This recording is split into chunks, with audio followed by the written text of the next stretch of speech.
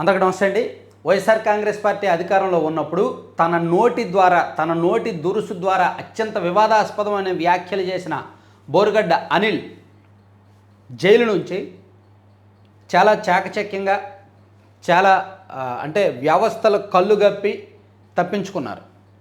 తప్పించుకోవడం మీన్స్ ఆయనకు కోర్టే బెయిల్ ఇచ్చింది, మధ్యంతర బెయిల్ ఇచ్చింది. అయితే ఆ బెయిల్ పొందడానికి ఆయన ఒక ఫేక్ మెడికల్ సర్టిఫికేట్ ఇచ్చారంట కోర్టుకి.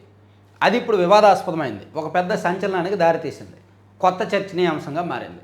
దీనిలో ఖచ్చితంగా పోలీసుల తప్పు ఉంది, వ్యవస్థల తప్పు కనిపిస్తోంది. ఇక్కడ బోరుగడ్డ అనిల్ అతి తెలివితేటలు లేదా అబద్ధపు తెలివితేటలు ఎలా పనిచేశాయి, దాన్ని నమ్మి పోలీసులు ఏ విధంగా సపోర్ట్ చేశారు, అసలు ప్రభుత్వ పెద్దలకు తెలియకుండా బయట మీడియాకు కూడా తెలియకుండా అతన్ని బయటకు పంపించడం అంటే మామూలు విషయం కాదు. ఇందులో పెద్ద పెద్ద తలకాయలు కూడా మేబీ ఇన్వాల్వ్ అయ్యి ఉంటాయి ఆయనకు సపోర్ట్గా ఎవరో. సో ఏం జరిగిందంటే బోరుగడ్డ అనిల్ దాదాపుగా అక్టోబర్ 17, 2024 అరెస్ట్ అయ్యాడు. అక్టోబర్ 16, 2024 అంటే దాదాపుగా ఆయన 5 నెలల నుంచి జైల్లోనే ఉన్నాడు. కోర్టు అతని రిమాండ్ను పొడిగిస్తూనే ఉంది. రాష్ట్ర వ్యాప్తంగా ఆయన మీద 20కి పైగా కేసులు నమోదయ్యాయి. చంద్రబాబు గారిని, పవన్ కళ్యాణ్ గారిని, లోకేష్ గారిని దుర్భాషలాడాడని, వాళ్ళ పట్ల అమర్యాదగా ప్రవర్తించాడని, దారుణమైన వ్యాఖ్యలు చేశాడని, బూతులు మాట్లాడాడని, వాళ్ళని బెదిరించాడని, అలాగే గుంటూరు ప్రభుత్వ ఆసుపత్రిలో ఎవరి మీద చేయి చేసుకున్నాడని, అండ్ రాజధాని పరిధిలో తుళ్ళూరులో ఒక మహిళ హత్య కేసులో కూడా నిందితుడిగా ఉన్నాడని, ఇలా అనేక వ్యవహారాలు. అదే హత్య కేసా లేదంటే ఏదో ఒక మహిళకు సంబంధించిన కేసులో కూడా ఆయన ఉన్నాడనమాట. ఈయనను నందగం సురేష్ గారు కూడా ఉన్నారు. సో ఇట్లా ఈ అనేక కేసులు ఉన్నాయి ఆయన మీద, అనిల్ మీద. సో ఈ కేసులన్నింటిలో కూడా ఆయనకు ఒక్కొక్క కేసులో రిమాండ్ పొడిగిస్తూనే ఉన్నారు.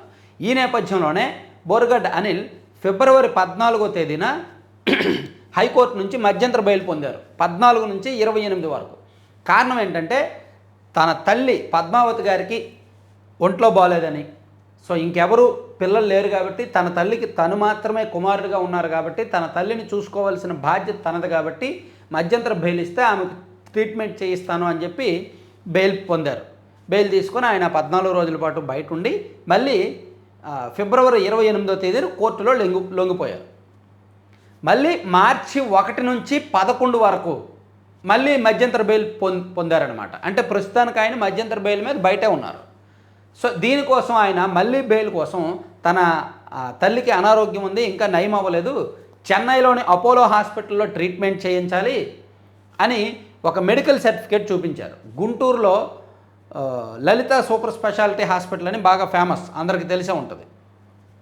గుంటూరులో లలిత సూపర్ స్పెషాలిటీ హాస్పిటల్ నుంచి ఒక మెడికల్ సర్టిఫికేట్ తీసుకొచ్చి కోర్టుకు సబ్మిట్ చేయడంతో కోర్టు అతనికి మధ్యంతర బెయిల్ మంజూరు చేసింది. 11వ తేదీ వరకు బయటకు పంపించి 11వ తేదీని మళ్ళీ వచ్చి లొంగిపోవాలని చెప్పింది. అయితే ఆయన్ను విడుదల చేయడానికి కొన్ని నామ్స్ ఉంటాయి.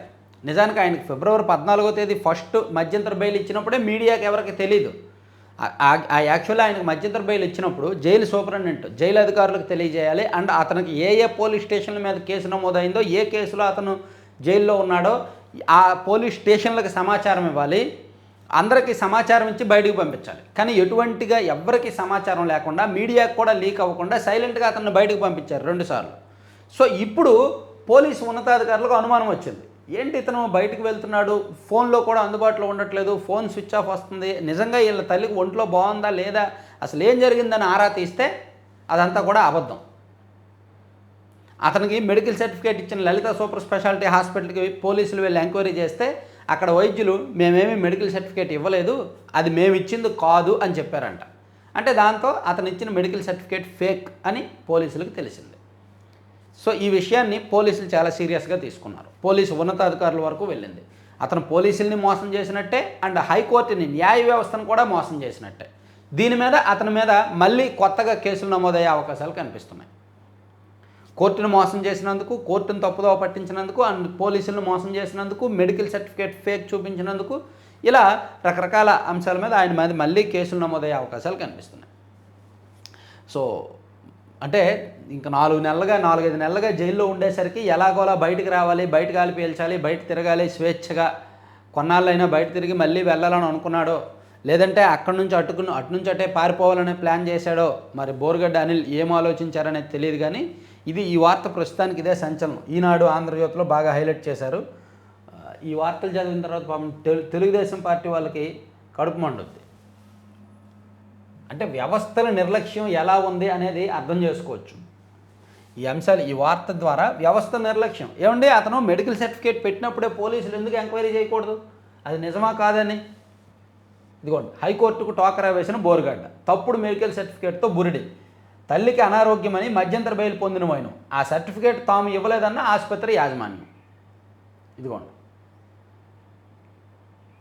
ఇక్కడ పోలీసుల ఫెయిల్యూర్. ఇప్పుడు అతను ఫస్ట్ మెడికల్ సర్టిఫికేట్ తీసుకెళ్ళి హైకోర్టుకు మధ్యంతర బెయిల్ కోరినప్పుడు ఏమండి, ఒక కేసులో నిందితుడిగా ఉన్న వ్యక్తి, జైల్లో ఉన్న వ్యక్తి ఒక మెడికల్ సర్టిఫికేట్ తీసుకొచ్చి ఒంట్లో బాగాలేదు, మేము హాస్పిటల్కి వెళ్ళి ట్రీట్మెంట్ చేయించాలన్నప్పుడు ఆ మెడికల్ సర్టిఫికేట్ని అట్లీస్ట్ చెక్ చేయరా, క్రాస్ చెక్ చేసుకోరా?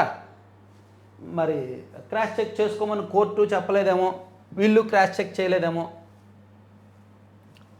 ఆంధ్రజ్యోతిలో కూడా అదే హైలైట్ అయింది. మీ వార్త చూసిన తర్వాత తెలుగుదేశం పార్టీ వాళ్ళకి ఏం చేయాలో కూడా అర్థం కావట్లా. ఇలా పనిచేస్తుందేంటి ప్రభుత్వం, పోలీసులు ఇలా ఉన్నాయేంటో అనుకుంటున్నారు. ఇదిగోండి, మాయమైపోయాడు Borugadda Anil, great escape, bail కోసం హైకోర్టుకే బురిడి, తల్లి అనారోగ్యం పేరుతో హైకోర్టుకు. గత నెల 15వ తేదీన ఆయనకు బెయిల్, రాజమండ్రి జైలు నుంచి గొట్టుగా విడుదల, బెయిల్ పొడిగింపు కోసం మళ్ళీ హైకోర్టుకు. తన తల్లికి చెన్నై అపోలోలో చికిత్స చేయించాలని గుంటూరు డాక్టర్ పేరుతో సర్టిఫికేట్. ఈ నెల 11 వరకు బెయిల్ పొడిగించిన కోర్టు, చివరికి అది ఫేక్ సర్టిఫికేట్గా నిర్ధారణ. Borugadda Anil phone switch off, ఎక్కడున్నాడు, ఏమైపోయాడు? 11న జైలుకు తిరిగి వస్తాడా రాడా అనేది సందేహమే. నిజంగా ఆయనకు వ్యవస్థల మీద గౌరవం ఉంటే, వ్యవస్థల మీద భయం ఉంటే ఈ వార్తలన్నీ బయటకు వచ్చాయి కాబట్టి, ఇంకా సోషల్ మీడియాలో ఆయనే ప్రధానమైన వార్తగా ఉన్నాడు కాబట్టి ఆయన అలర్ట్ అయిపోయి, లేదు నేను ఎక్కడికి పారిపోలేదు, నిజంగా మా మదర్కి ఒంట్లో బాగాలేదు, ఇదిగో మా మదర్ ఇక్కడ ట్రీట్మెంట్ చేయించుకుంటున్నారు, నేను కూడా ఇక్కడే ఉన్నాను అని చెప్పి ఆయన ఒక వీడియో రిలీజ్ చేయాలి. ఈరోజు నిజంగా ఆయన ఒక వీడియో రిలీజ్ చేస్తే ఓకే, ఆయన్ను ఎవరు ఏమీ తప్పు పట్టరు, సరే నిజంగానే ఒంట్లో బాగాలేదేమోలే అని వదిలేస్తారు. ఒకవేళ ఆయన వీడియో రిలీజ్ చేయకపోతే, ఇంకో 2-3 రోజులైనా ఆయన ఆచూకీ దొరకకపోతే ఆయన చిక్కుల్లో పడతాడు, పోలీసులు చిక్కుల్లో పడతారు, వ్యవస్థ మొత్తం చాలా దెబ్బతింటుంది అనమాట. దీనికి రెండో దారులు, దీనికి ముగింపు. బోరుగడ్డ అనిల్ స్వయంగా వీడియో రిలీజ్ చేయాలి. ఎస్, నేనున్నాను, నేను ఎక్కడికి పారిపోలేదు, నిజంగానే మా మదర్కి ఒంట్లో బాగాలేదు, నేను ట్రీట్మెంట్ చేయిస్తున్నాను, ఇదిగో ప్రూఫ్ అని ఒక వీడియో రిలీజ్ చేయొచ్చు. చేస్తే మంచిది, అతనికే సేఫ్, అతనికే మంచిది. మీడియా కూడా అతని మీద ఫోకస్ పెట్టదు, అండ్ కోర్టులు కూడా అతని పట్ల సీరియస్గా వ్యవహరించవు. లేదు, నిజంగా అతను పారిపోయే ప్రయత్నం చేస్తే ఇంక దెబ్బతినేస్తాడు. ఎక్కడికి వెళ్ళిపోతాడు? ఎన్నాళ్ళు తప్పించుకుంటాడు? లండన్, యూకే, అమెరికా ఎక్కడికి వెళ్ళినా సరే ఎప్పుడో ఒకసారి వస్తాడుగా, ఎప్పుడో ఒకసారి పట్టుకుంటారుగా.